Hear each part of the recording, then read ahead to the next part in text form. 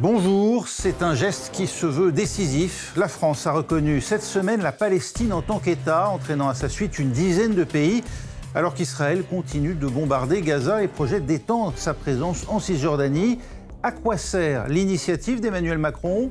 Sortir de l'impasse et permettre d'enclencher une dynamique, comme l'assure désormais Paris? Vous nous répondrez. Yasmina Asrarguis, chercheuse associée à l'université de Princeton, spécialiste des relations israélo-arabes. Dans un instant, car d'abord, si vous l'avez raté, voici résumé par Valérie Lerouge de France Télévisions ce qu'il faut retenir de l'annonce française et des réactions. Emmanuel Macron savoure le moment. À la tribune des Nations Unies, le chef de l'État ouvre la conférence avec ces mots qu'il répétera plusieurs fois. Le temps est venu. Le temps est venu de libérer les 48 otages détenus par le Hamas. Le temps est venu d'arrêter la guerre, les bombardements à Gaza. Sur un ton très solennel, le président français officialise sa promesse faite l'été dernier. Je déclare que la France reconnaît aujourd'hui l'État de Palestine. Une déclaration applaudie par une grande partie de l'Assemblée, en l'absence des représentants d'Israël et des États-Unis. Absent aussi le président palestinien qui n'a pas reçu de visa pour entrer sur le territoire américain. Il s'exprime donc par visioconférence pour donner des gages de paix. Le Hamas n'aura aucun rôle dans le gouvernement. Le Hamas et les autres factions doivent remettre leurs armes à l'autorité palestinienne. Nous voulons un État unifié, sans armes. En Israël, ce tournant passe mal. La plupart des habitants de Jérusalem rencontrés ce matin déplorent la décision d'Emmanuel Macron. Pour moi, c'est un cadeau fait au terrorisme. C'est une grosse erreur. Mais on s'y attendait.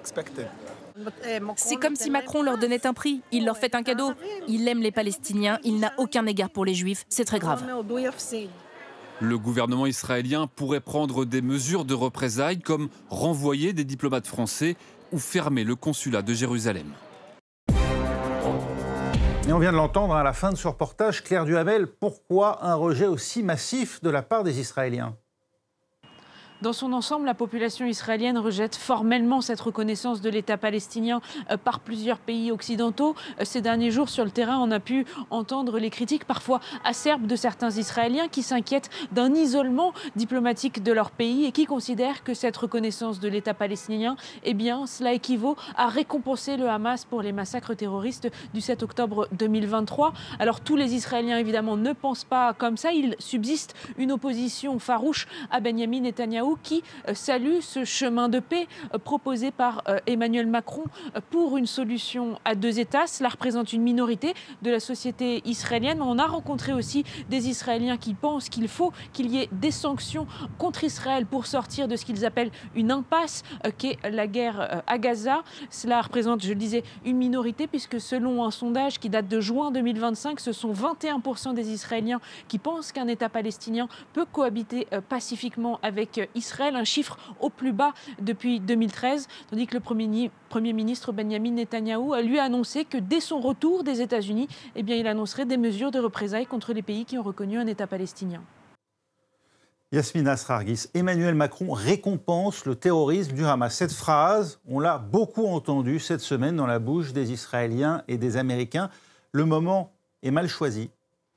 Alors, du point de vue du président Macron, il inscrit d'abord sa reconnaissance de l'État de Palestine dans la grande histoire de la France. Et pour lui, il s'agit de donner non seulement espoir, mais aussi reconnaître au peuple palestinien des droits. Maintenant, en termes d'application et d'impact de cette décision, il est tout à fait au fait des dynamiques de terrain, à savoir que tant que vous avez une bande de Gaza sous les frappes israéliennes, mais également des négociations de cessez-le-feu qui sont menées par les Américains, le Qatar, et avec la présence également des Égyptiens et des Turcs, tant que la solution n'est pas trouvée pour Gaza, vous ne pouvez pas encore avancer vers une unité territoriale et un État de Palestine. Donc, la réponse du Hamas à la reconnaissance française qui a été de dire « nous nous en réjouissons », etc. Ceci démontre davantage leur volonté de se présenter comme les représentants de la cause palestinienne et d'intenter, en tout cas de se présenter comme légitimes en cas de gouvernance ou de fondation d'un véritable État de Palestine. Pourtant, si l'on en croit Emmanuel Macron, reconnaître aujourd'hui un État de Palestine, ce serait précisément affaiblir le Hamas en donnant des perspectives aux Palestiniens. Alors, la décision, en réalité, elle a été très critiquée, non seulement en Israël, comme vous l'avez mentionné, mais également aux États-Unis. Et c'est là que c'est intéressant, parce que vous avez à la fois à Washington des conservateurs ainsi que des démocrates qui, pour des raisons assez différentes, estiment que ça n'était pas le bon moment ou même la manière de faire. Les conservateurs veulent...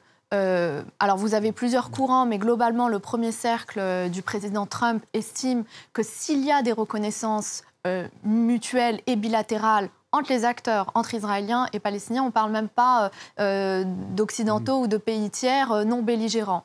S'il y a ce genre de reconnaissance, alors ça devrait s'inscrire dans le cadre des accords d'Abraham et de la reconfiguration géopolitique du Moyen-Orient qu'entreprend Trump depuis son premier mandat, et donc cette idée de voir émerger un nouveau Moyen-Orient. Ça, c'est pour les conservateurs. Les démocrates, pour leur part, sont davantage... s'ancrent dans une diplomatie plus traditionnelle, à savoir celle des processus de paix qu'ont pu être Camp David, Oslo, et donc avec des longs processus de 3 ans et aucune reconnaissance avant que le feu sur le terrain ne cesse.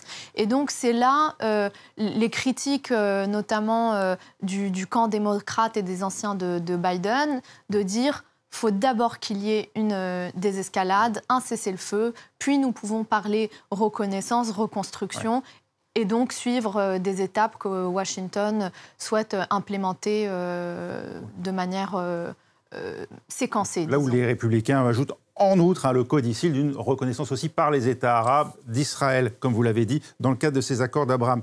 Le gouvernement israélien pourrait prendre, entend-on, des représailles, des mesures contre la France, allant jusqu'à évoquer la fermeture du consulat de Jérusalem, une faute grave, dit Emmanuel Macron. C'est possible, d'après vous ? Alors, ce serait oublier quelque part l'histoire et ne jamais oublier que lorsque la résolution défendue par les Américains est présentée au Conseil de sécurité de l'ONU en 1947, les Français votent pour reconnaître l'État d'Israël. On l'oublie très souvent, mais quelques temps après la déclaration Balfour britannique, vous avez également le secrétaire général du Quai d'Orsay qui reconnaît aux Juifs le droit d'avoir un foyer national en Israël. Et donc, si vous voulez, la position historique de la France a quand même été celle de la reconnaissance de l'État d'Israël, avec des liens qui dépassent Netanyahou et les premiers ministres et les ministres de sa coalition. Donc, les représailles dont parle et évoque Netanyahou peuvent être divers. Le premier qu'il avait mentionné était celui de l'annexion, face auquel l'annexion pleine et entière, face auquel les Émirats ont expliqué que c'était une red line, une ligne rouge à ne pas franchir. Autrement, ils sortiraient de leur accord de normalisation avec Israël. Et cette position a été confortée par les États-Unis, puisque Donald Trump a estimé hier qu'il était hors de question que Netanyahou avance vers l'annexion de la Cisjordanie, bien que le territoire soit, comme on le sait tous, fragmenté et déjà bien grignoté par les colons. Et oui, car pour l'heure, la principale mesure prise par Israël pour répondre à cette vague de reconnaissance et contrer l'émergence d'un État palestinien, ça a été d'annoncer effectivement, dès la mi-août, la mise en œuvre d'un projet longtemps mis sur la touche, la construction de 3412 logements à l'est de Jérusalem et s'étendant jusqu'à la colonie de Ma'ale Adumim, manière de morceler irrémédiablement la Cisjordanie, de l'aveu même de plusieurs dirigeants israéliens. Voyez un extrait du reportage réalisé sur place par Pauline Godard et Catherine Norris-Trent. Ces collines situées juste à côté de Jérusalem-Est en Cisjordanie occupée se trouvent dans la zone Iwan. Un projet de colonisation israélien controversé que l'ONU a qualifié de grave et illégal. Bienvenue dans la zone Iwan. Nous y sommes. Regardez comme le paysage change radicalement. Nous sommes à la lisière du désert. L'ONG israélienne La Paix Maintenant affirme que la zone Iwan couperait en deux la Cisjordanie occupée et isolerait les Palestiniens qui vivent à Jérusalem-Est, une continuité territoriale vitale pour un État palestinien. Si Israël continue à s'emparer d'une plus grande partie des rares terres restantes pour le développement palestinien, cela paralysera l'économie palestinienne avant même qu'elle ne puisse démarrer. Depuis son entrée en fonction, le gouvernement israélien a accéléré la construction des colonies et en a approuvé 49. C'est dans l'une d'entre elles, au sud de Jérusalem, que nous retrouvons Lior Tal. Il s'est installé ici il y a 6 ans. Pour lui, l'idée même d'un État palestinien sur ces terres est insupportable. Pourquoi devrait-il être ici? Ils ont le Liban, la Jordanie, la Syrie, l'Égypte, l'Arabie Saoudite, la Libye. Qu'ils aillent dans tous ces pays. Pourquoi doivent-ils rester ici dans notre pays? Malgré des années de condamnation internationale, plus d'1 demi-million de colons juifs vivent aujourd'hui en Cisjordanie occupée. Et Donald Trump, qu'en pense-t-il? Eh bien, pas question d'annexer la Cisjordanie, vient de dire le président américain. Écoutez. Je ne permettrai pas à Israël d'annexer la Cisjordanie. Ça suffit maintenant, il faut que ça s'arrête. Yasmina Sragis, on avait pourtant vu dans l'annonce de ce projet Iwan E1 un ralliement américain à la position de Benjamin Netanyahou. On s'était trompé ou bien est-ce Donald Trump qui a changé d'avis? Alors, vous avez effectivement la question de la Cisjordanie qui revient avec une passion du côté de Netanyahou en particulier, mais également soutenue par toute une mouvance orthodoxe qui est ce rêve de conquérir le Grand Israël. Et donc, au nom de cette idéologie, vous avez également un déploiement de force à travers les colons que l'on a pu voir, mais également le soutien dans ces zones-là de militaires et de forces de sécurité israéliennes. La position de Trump, qui est lui-même au sein d'une école de pensée qui a été historiquement soutenue depuis Reagan par les évangélistes, est celle de dire aujourd'hui, dans le cadre des accords d'Abraham, mais de la recomposition, si vous voulez, de la carte du Moyen-Orient, il ne souhaite pas l'annexion officiellement de la Cisjordanie, mais toute évolution de la carte, selon lui, doit être intégrée à des accords plus larges.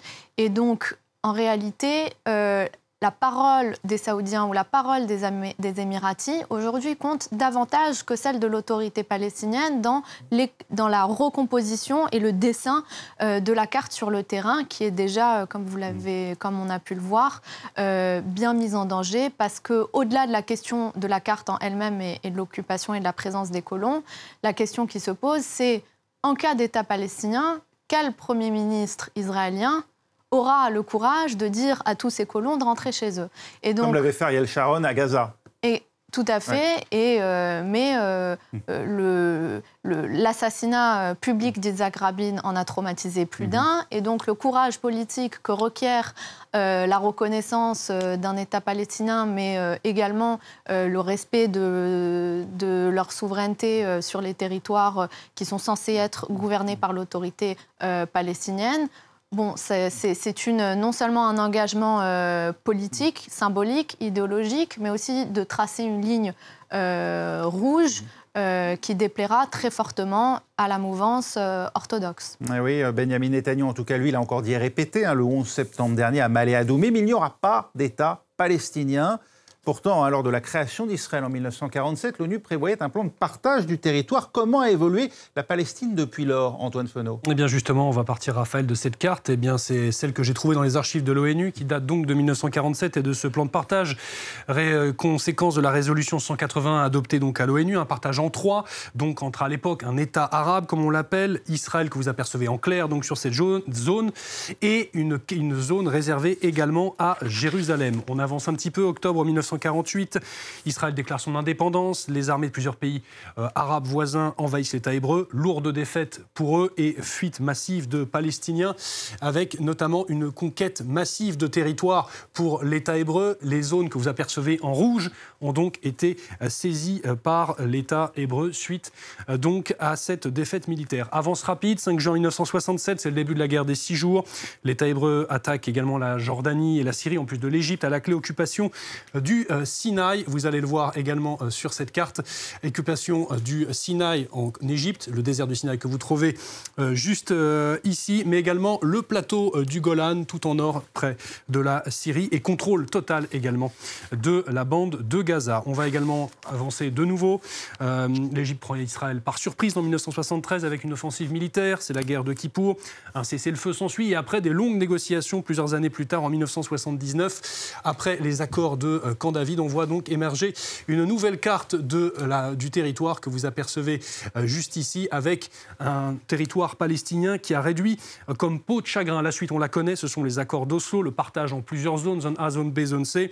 Et voici donc rapidement, ça c'était juste avant le déclenchement de la guerre à Gaza, carte qui date de 2023, l'état donc de la situation avec ces colonies israéliennes en Cisjordanie, territoire de plus en plus morcelé, et donc ce blocus total autour de Gaza. Yasmina Srargis, l'existence d'un État palestinien aujourd'hui ou demain passe, nous dit-on, par le renforcement de l'autorité palestinienne qui gouverne aujourd'hui la Cisjordanie. Oui, sauf que ces dirigeants, ils n'ont pas été autorisés par la Maison-Blanche à se rendre à l'Assemblée générale des Nations unies. Comment l'interprétez-vous ? Alors, l'interprétation est assez claire. L'initiative en elle-même, l'initiative de reconnaissance portée par la France a évolué dans son contenu. Autour de juin-juillet 2025, la question d'un renforcement de l'autorité palestinienne était conditionnée au désarmement du Hamas, ce que nous n'avons pas vu. C'était par ailleurs une condition de l'Arabie saoudite. Suite à ça, vous avez également eu, dans le cadre du Paris Peace Forum et l'initiative française, des conversations qui indiquaient qu'il pourrait, et grâce à l'Arabie saoudite notamment, il pourrait y avoir des normalisations de l'ensemble des pays arabes qui ne reconnaissent pas encore Israël en cas de cessez-le-feu et de processus de paix sérieux.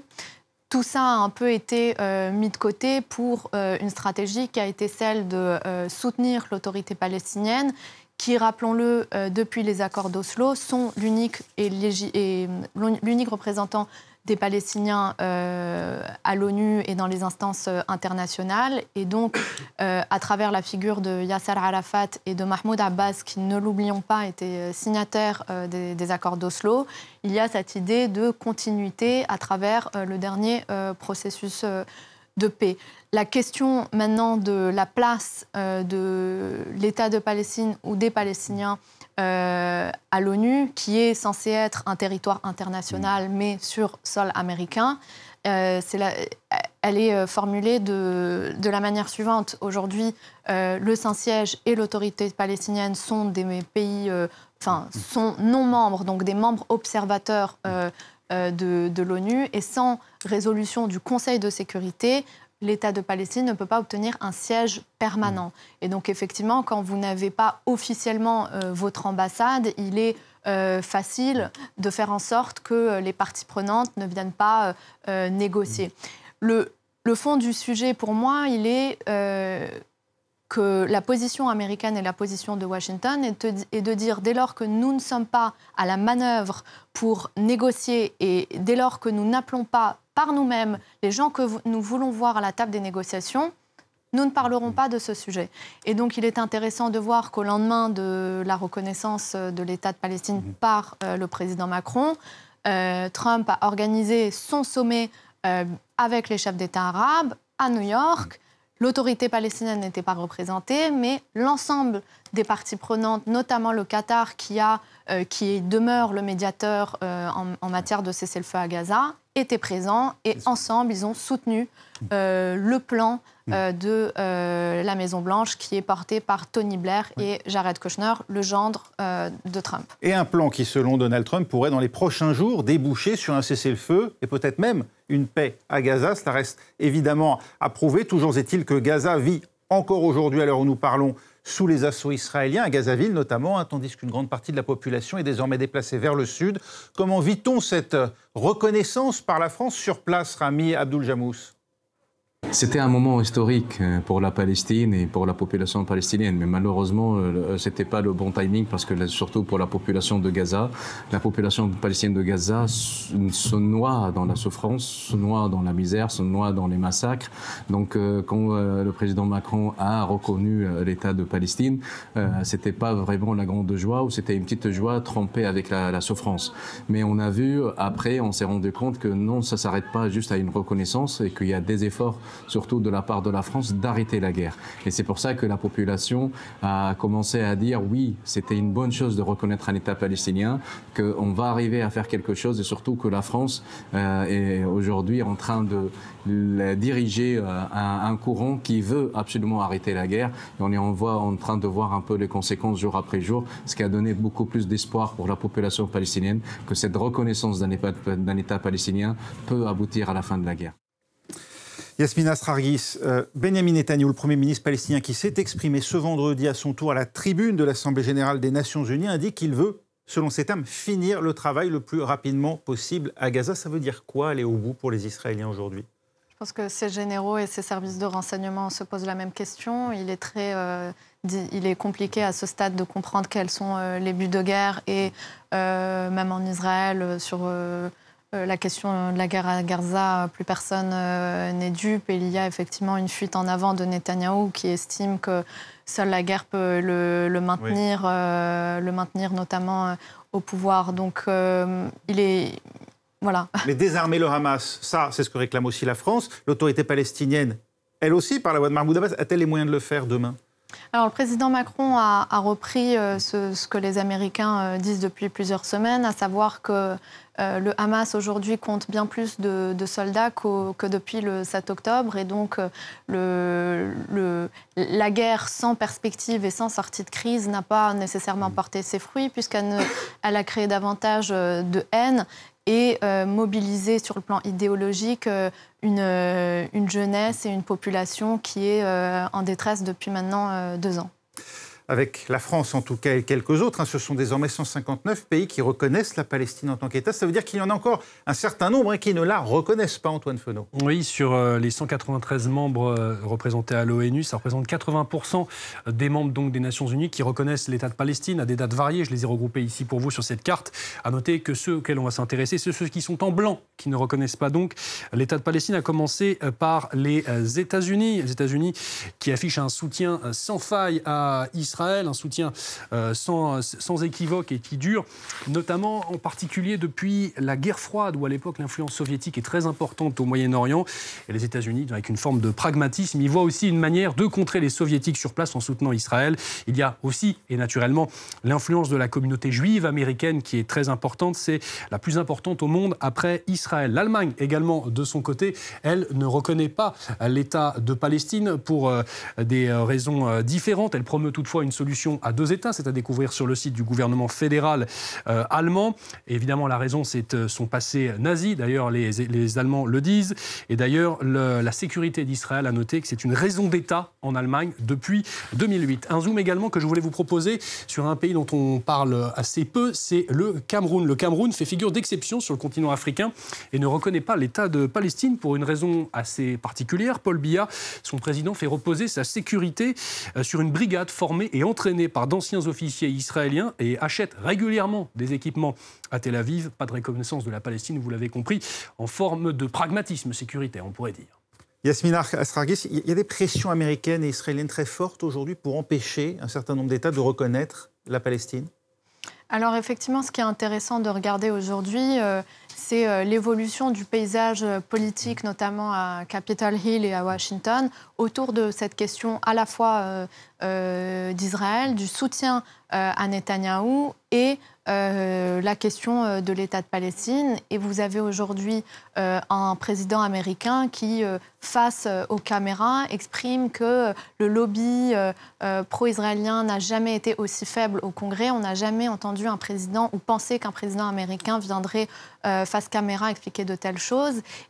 Et des études et plusieurs collègues chercheurs étudient également une question qui est fondamentale pour comprendre le soutien américain à Israël. C'est également la question évangélique et l'évangélisme qui a mené au pouvoir Reagan et qui, depuis Reagan, s'est structuré dans les groupes de pouvoir à Washington, sont extrêmement puissants, avec des relais extrêmement organisés. Et donc, à défaut qu'il y ait un lobbying israélien aussi puissant qu'à l'époque, on pense notamment à AIPAC, qui n'a plus aujourd'hui la force de frappe qu'ils avaient jadis au Congrès. Il ne faut pas oublier cette question des évangélistes qui, eux, sont également pro-annexion et estiment que dès lors que le grand Israël émergera, le Messie reviendra, et donc il y a aussi une dimension politico-religieuse à prendre en compte.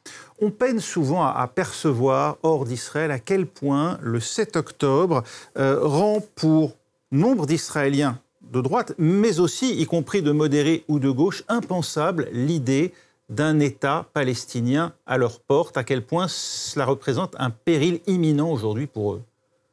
Alors, la question de l'État et des reconnaissances, je veux dire, si on revient à un accord qui est celui de Camp David, il aurait été impensable pour des Israéliens qui ont fait la guerre à l'Égypte de voir un Sadat qui a mené la guerre du Kippour, signer un accord de paix et reconnaître Israël. Mais il a fallu un Begin de droite pour le faire. Il a fallu un Begin qui était totalement à l'opposé idéologiquement d'un Yitzhak Rabin de gauche. Et donc, si vous voulez, à un moment, l'histoire conduit certains hommes à s'engager dans des processus de paix, mais également ne pas être naïf par rapport à la paix pour la paix, mais également la paix soutenue par les États-Unis permet aux États arabes engagés dans des processus de paix de conforter leur sécurité sur le plan militaire et donc d'entrer également dans une nouvelle phase, si vous voulez, de puissance. En l'occurrence, c'est ce qui avait été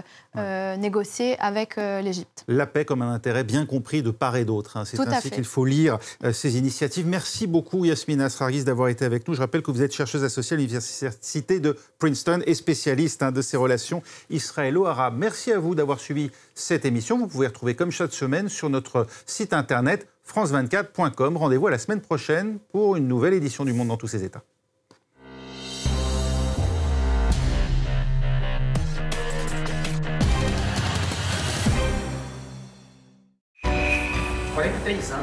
Sempre diarista mesmo. Como é que era o dia dele? Fazia tudo. Cela date de l'époque où l'esclavage était légal. Et au moment de l'abolition, aucune opportunité ne leur a été proposée. Ces femmes ont été tout simplement abandonnées par la société. Une jeune fille a témoigné qu'elle aurait reçu une offre de travail en tant que nounou. Mais quand elle est arrivée ici, au Brésil, elle a été obligée de se prostituer ici, dans cette région. Petit à petit, je crois qu'on arrive à changer les mentalités du pays. Reporter, Brésil, l'enfer des domestiques. Un nouveau numéro à voir sur France 24.